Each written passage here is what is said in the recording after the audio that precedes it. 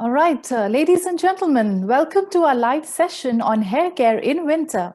I'm Deepthi Diwan, your host for today, and joining us is our hair expert, leading consultant dermatologist, Dr. Sashikant Gwalia. Hello. Gwalia is an MD from GMC in 1981. He started his private practice in 1984 in Mumbai. Dr. Gwalia was the president of Indian Association of Dermatologists, Venerologists and Nephrologists, Maharashtra branch in 2004 and 5. He was also the president of Andheri Medical Association in 2005 and 6. He has been the speaker chairperson at state conferences and a guest speaker at Pedicon, Bangalore 2009. So he's been a section editor of Indian Practitioner Journal and is an accredited speaker for MMC. Welcome, Dr. Gwalia. Thank you.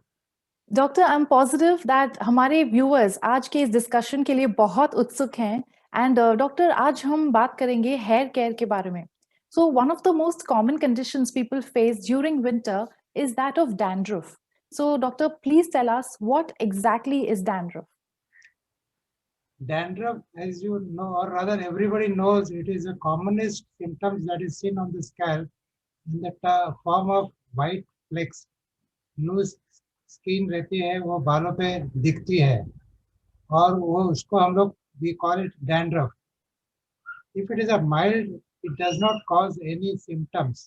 But if it becomes more, then it may be associated with the itching, redness. It may extend beyond the hair margin, either in the front on the forehead or on the back. And in the severe form of the dandruff, we call it seborrheic dermatitis. Now, seborrheic dermatitis is a medical term. Dandruff is a common term. So if I have to put it, seborrheic dermatitis in common man's, it is severe dandruff. So dandruff, severe dandruff is how we differentiate between the conditions. Okay, thank you, doctor. And relation between winter and dandruff. So people who suffer from dandruff really dread this winter season. So what is this link, doctor, between dandruff and winter? Yeah, so the winter, as we know, the weather is cold. Now across India, the weather in North India would be extreme cold and extreme changes will be seen. And as we are in Mumbai, we have winter, but we have a pleasant winter. However, basically, because of the dryness, there is more flecking during winter, and that is why dandruff, if it is there, get more accentuated during winter season. Okay. And doctor, you mentioned that dandruff and seborrheic dermatitis are the same thing. It's just that the severity is different. Am I correct? It is very much true that dandruff is a mild form of scaling of the skin and the flecks on the hair. And the seborrheic dermatitis is not only flecks, there may be adherent, they will not be loose. And there is extreme itching as well as redness, and it may spill over on the forehead, on the back, maybe the other part of like mustache, beard, even the eyelids can also be affected in the severe seborrheic dermatitis. In small children, particularly infants, they have a form of seborrheic dermatitis called cradle cap, where there is a scaling on the scalp when the baby is in the cradle at about 6 to 7 months. So that is also a type of severe dandruff.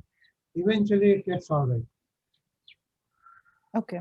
So seborrheic dermatitis is also inflammation and a lot of itchiness and redness, if I'm not wrong. Okay. And doctor, what are the external factors that are associated in causing dandruff? Now, dandruff as such is been seen more in the younger population. It doesn't mean that it doesn't come in the elderly, but predominantly it is seen more in the younger adults. They are the one who experiment with so many things, and they can, in fact, initiate cause of dandruff by doing all wrong things, applying any products, whichever they feel somebody has told them, do this, do that. There are certain factors on the scalp in the form of some organisms which we call as a Malassezia, which is type of fungus, which actually causes the dandruff. If the quantity of the severity of this Malassezia increases beyond certain limit, then it starts causing dandruff. Okay.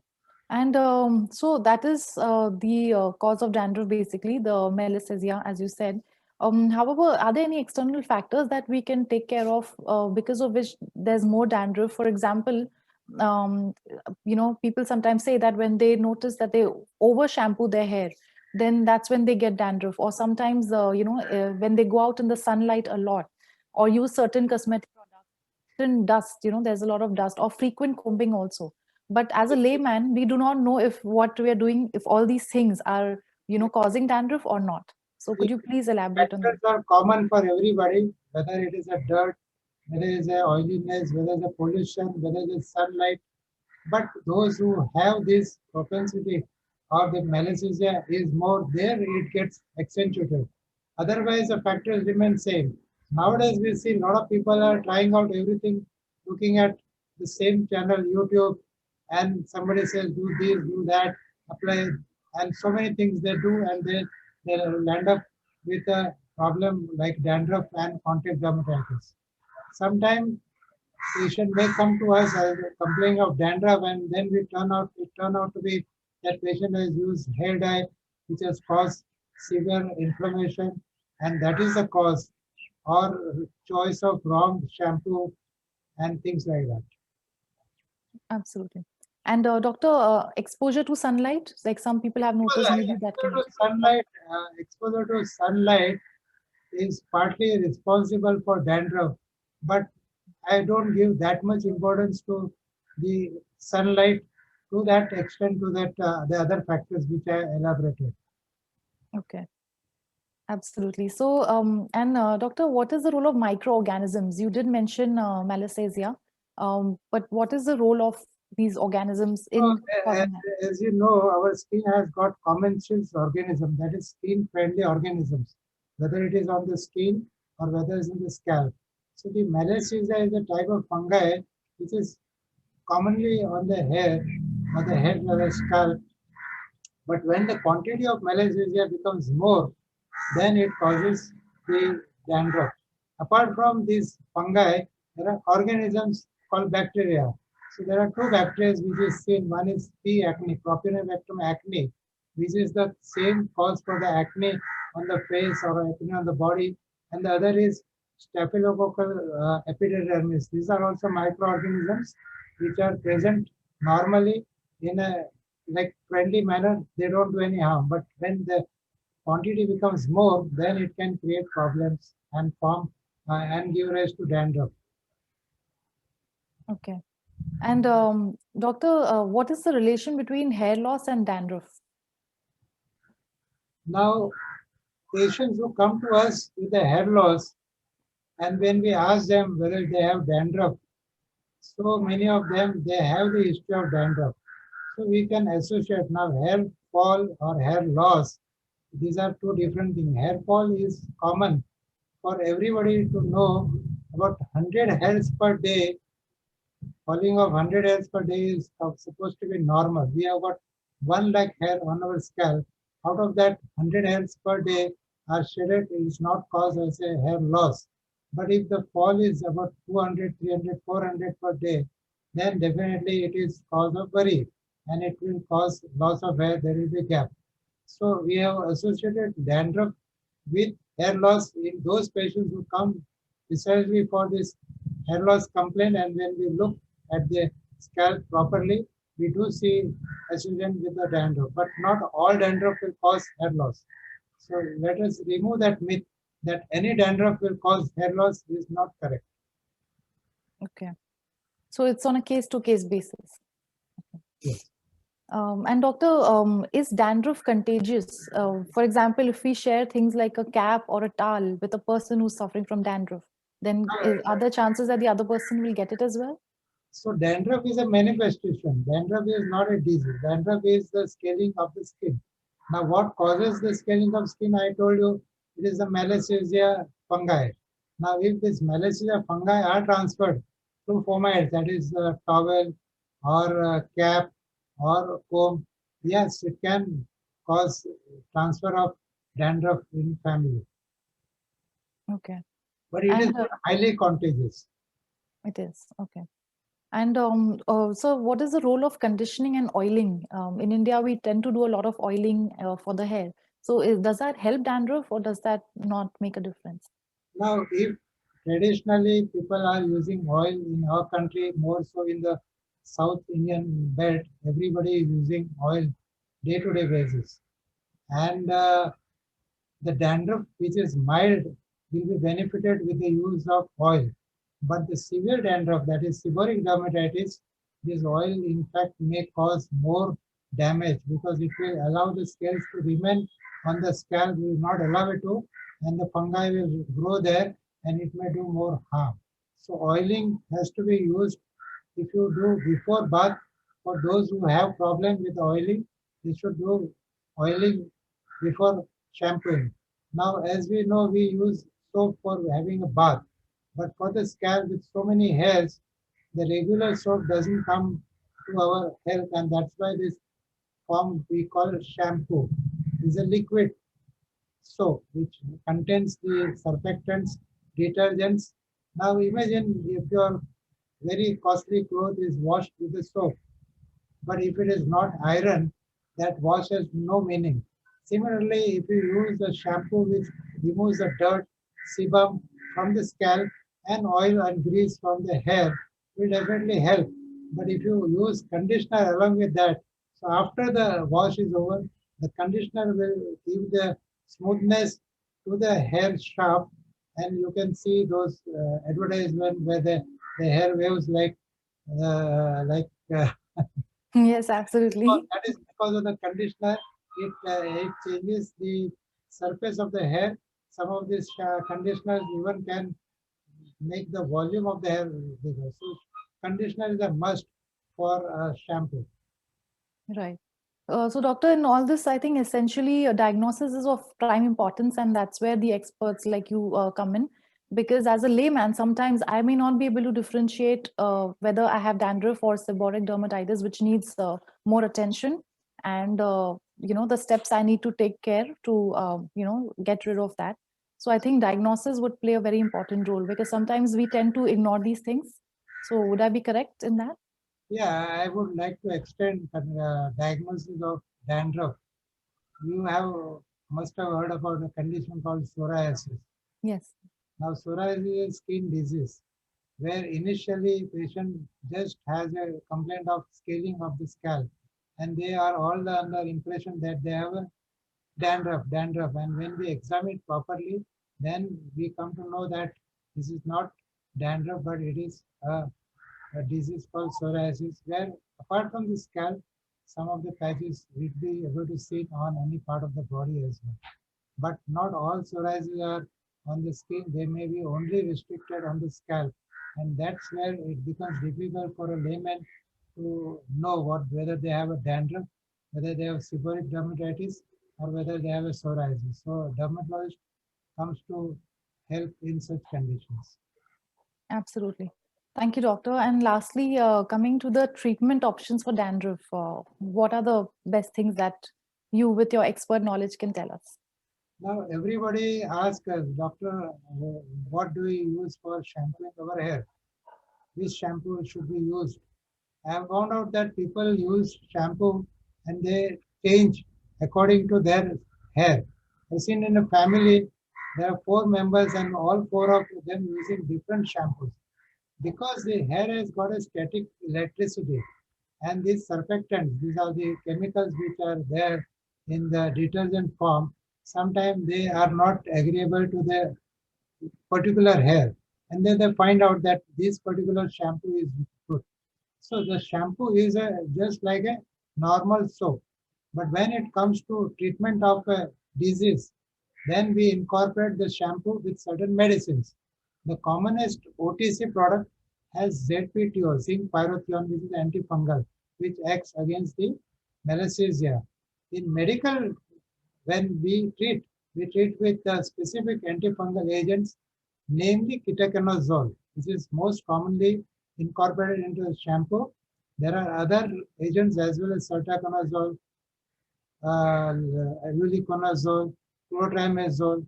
Selenium sulfide is also one of the agents which is used as a shampoo for treatment of dandruff cyclopolamine also one of the agents.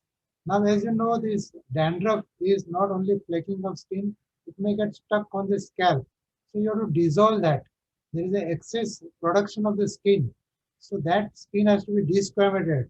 So we use coal tar in a proportion, and we use salicylic acid in a proportion, mixing in this, and that's how the shampoos which are medicated will be containing antifungal, sometime with coal tar, sometime with salicylic acid, and it is our duty to choose for that particular patient, looking at the female, male, young, old, the condition of scalp, and then we use. Sometimes we use steroid based preparation for a short time because there is a lot of inflammation.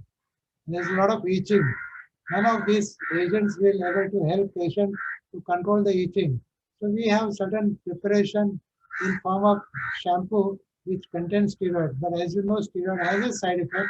So one cannot use on their own. It has to be used under the guidance of dermatologists like us. Absolutely, doctor. And the as a layman, I would always wonder about or worry about the effects of prolonged use of these shampoos, which contain certain chemicals. Of course, the dandruff would probably be taken care of. However, do they cause any harm to the scalp or the hair in the long term? Now, using a shampoo has been there in the work for last many years. Maybe our parents, grandparents never had used shampoo, and that time it was never considered. But now with the modern lifestyle and the advertisement and the fear of losing hair and grooming, as you said initially, the dandruff per se causes loss of self-esteem, lack of confidence. So everybody would like to keep their hair in a good shape, and that's why shampoo is used. There are certain chemicals which are used as a surfactant, for example, sodium lauryl sulfate, which came into limelight in the past, that it causes maybe cancers and all, which is not true, but definitely it causes a lot of irritation. So nowadays, a lot of shampoos are coming with sodium lauryl sulfate free. And similarly, amongst the companies, they always vie for that ours is a herbal shampoo and yours is a chemical shampoo. So these are the things. But to my mind, shampooing is not bad for all the patients. Maybe certain patients, it may be that we have to choose accordingly. Absolutely. Well, thank you so much, doctor, for answering so many questions and that so much of information. We'd like to take a few questions from our audience. So in case we have any questions, could we please have them in the chat box? And doctor, I'm sure you'd be happy to answer them for us. Yeah, I'll be more than willing to answer the questions. So do we have any questions? Or have I answered everybody?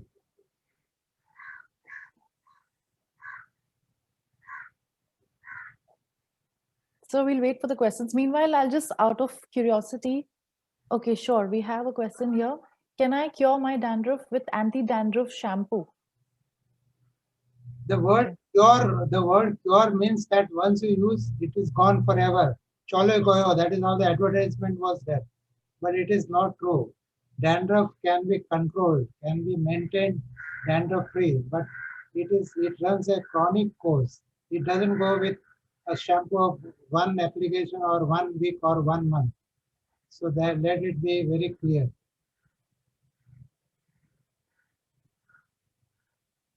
Absolutely. And which oil to use? So you mentioned about oil. I believe you said that if it is seborrheic, then I best not to use oil. We have If it use is of oil in the form of coconut oil. This is a vegetable oil, and there are certain products which are available as a mineral oil. Now, oil should not be very thick like castor oil. It should not be left for longer time on the scalp. People use castor oil to enhance their eyelashes or eyebrows. Very little, but cannot be extrapolated for the scalp. And people who are using oil, those who are used to use oil, they don't have any issue. But those who feel that after oiling the scalp, they get a lot of itching, and all those people are advised to, if they want to use oil, oil is a good conditioner. As you mentioned about the conditioner, oil is a natural conditioner. It not only healthy, makes the scalp healthy, it coats the hair as well. And there are reports that this oil have effect for the hair growth, but these are all in the scientific era. It cannot be told that every oil is for the hair growth. Absolutely. So you're saying not to use heavy oils like castor oil, etc., but some light-based oils. So the oil is used for grooming purpose, for moisturizing the scalp, but the oil per se do not increase the hair. The hair root is quite deep inside. It's quite deep inside, and the oil which you apply will always remain on the surface of the skin, scalp. It will not penetrate to the roots. So if somebody says or somebody thinks that by applying oil I'll get more hair or I'll grow more hair, I must say that is not correct. Absolutely. And he's also asking, do we heat oil before applying? In fact, this cradle cap, think this is in fact, the cradle cap which I mentioned, I asked the parents to just put it on a little gas, make it little warm, should not be hot. And if you apply, it does give a better results. It removes it soaks and then remove whatever debris is there with a mild shampoo. So warming oil is always a plus. Okay. Thank you, doctor. There's another question. Can dandruff spread among family members? When we see patients coming from one family, everybody in dandruff, then there is definitely, we can say it is spreading, but not always we do see this. Only one person is having dandruff and the others don't have dandruff. So that is why we told you that it is contagious, but it's not highly contagious. And there has to be the ground thing has to be there regarding this malassezia and P. acne and Staphylococcus epidermis. Those are also contributing. Absolutely. Any more questions we have?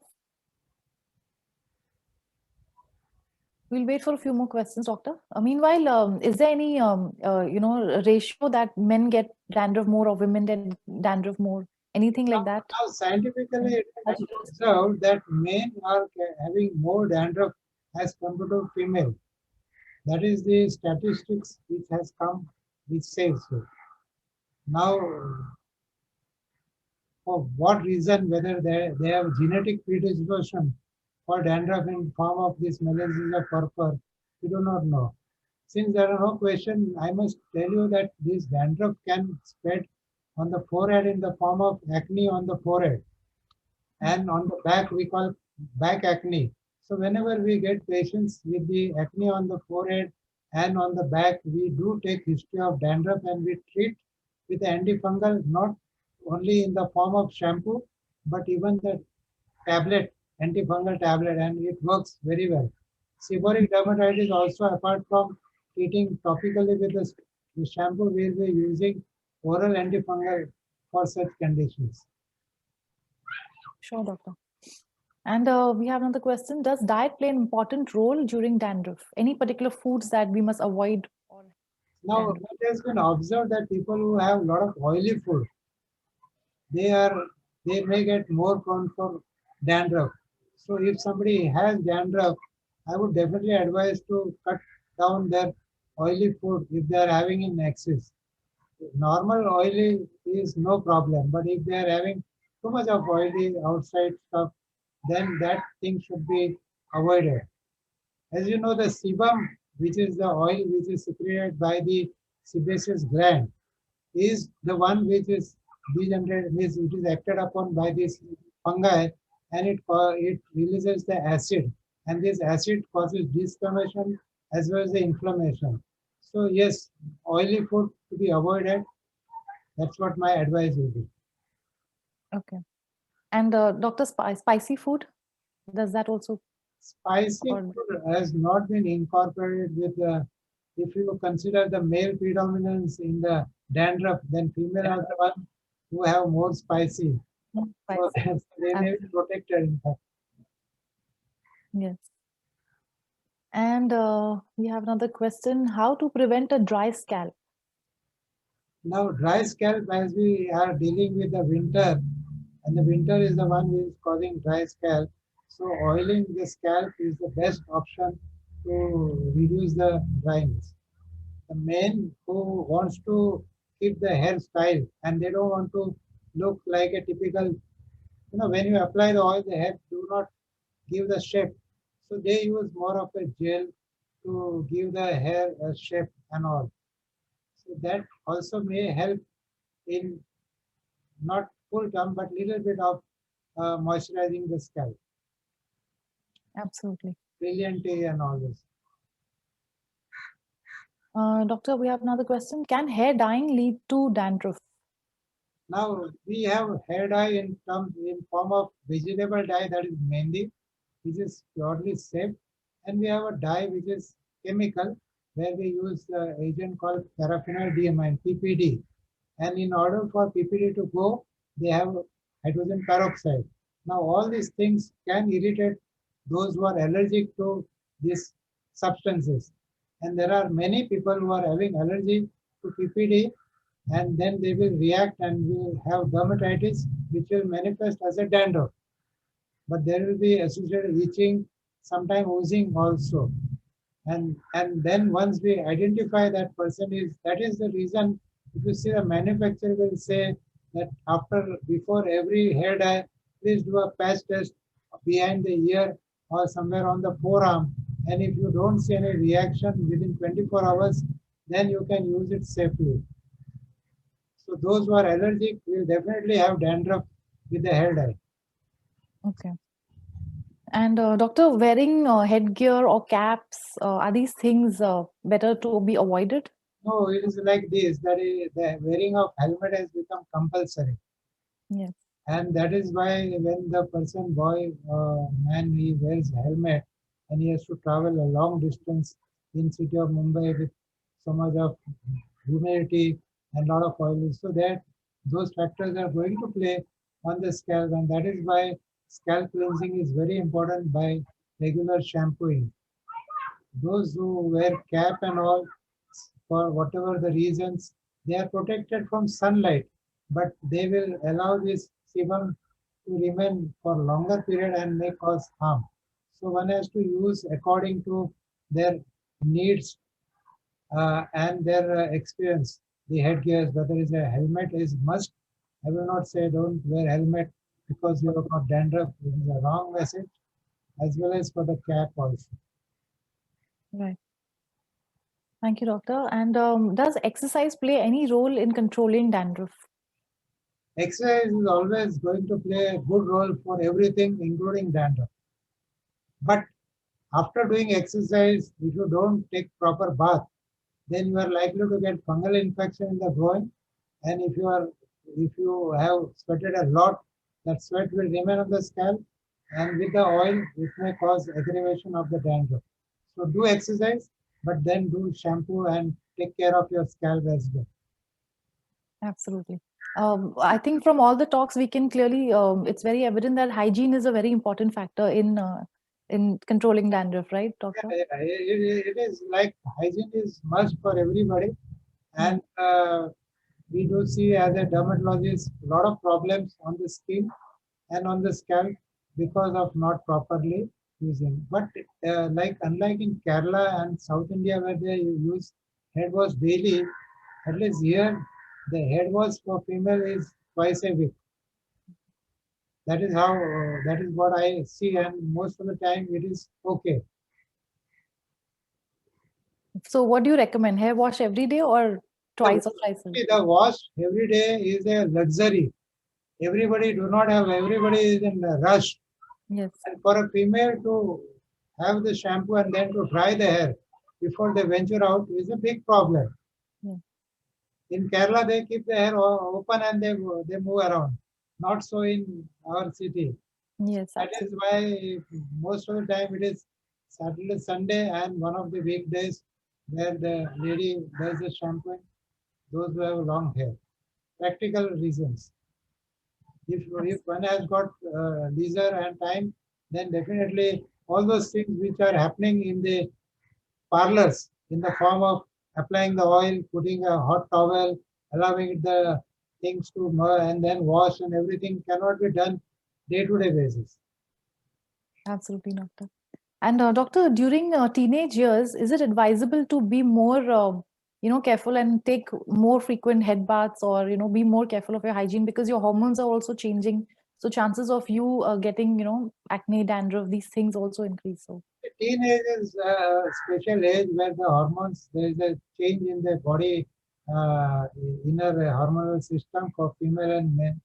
And it definitely has a lot of sebum production, or syrup production with this P acne causes acne, can cause dandruff, and they are very active also, very playful teenagers. So they are going to sweat a lot. So they have to do the balancing act, that play, exercise, remain active, and keep your hair clean, head scalp clean. absolutely. Let's see if we have any more questions.